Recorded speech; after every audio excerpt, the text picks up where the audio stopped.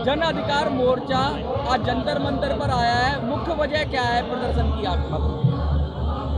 देखिए, इस मोर्चे के अंतर्गत हमारे भाई राजेश जी ने हमारे परम पूज्य संत राम रहीम जी की रिहाई को लेकर के जब से उनको सजा हुई है तब से आप लोग लगे हुए हैं एक शिष्य के तौर पर।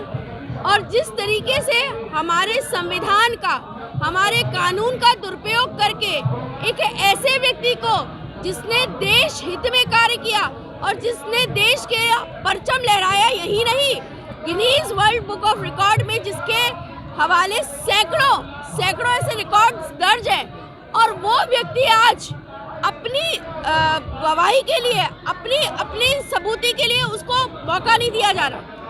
वो अपने आप को बेगुनाह साबित करने के लिए उसको अवसर नहीं दे रहे, और वही विधर्मी लोग नहीं देना चाह रहे हैं, ताकि तथ्य सामने आ जाएंगे तो सत्य सामने आ जाएगा।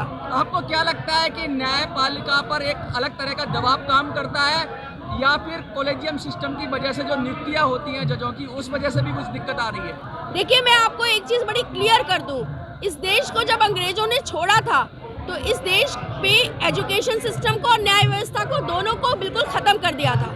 क्योंकि इस देश का जो एक्चुअल कानून सिस्टम था वो एक था लॉज ऑफ पंडित करके किताबें, जिसको गायब कर दिया गया।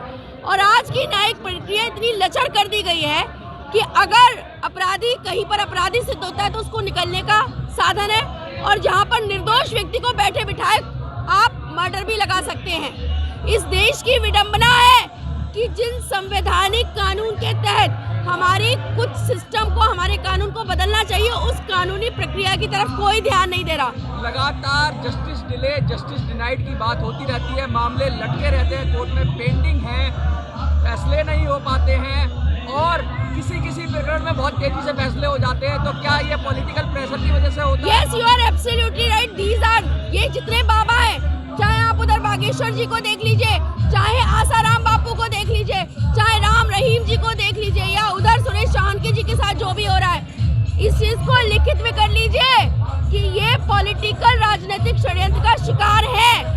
क्यों? क्योंकि ये वो लोग हैं जो एक तरफा चल के सिर्फ और सिर्फ अखंड भारत और हिंदू राष्ट्र की ओर जा रहे हैं अपने अपने तरीके से, और भारत का परचम लहराना चाहते हैं। मगर राजनीतिक लोग अगर इन लोगों को बढ़ने देंगे तो उनकी राजनीति खत्म हो जाएगी, उनका सिस्टम भंग हो जाएगा, उनके नशे के अड्डे जो है जिनसे उनकी कमाइयां हो रही हैं, व्यभिचार, अत्याचार और जितना भी पैसे की फंडिंग है, वो सब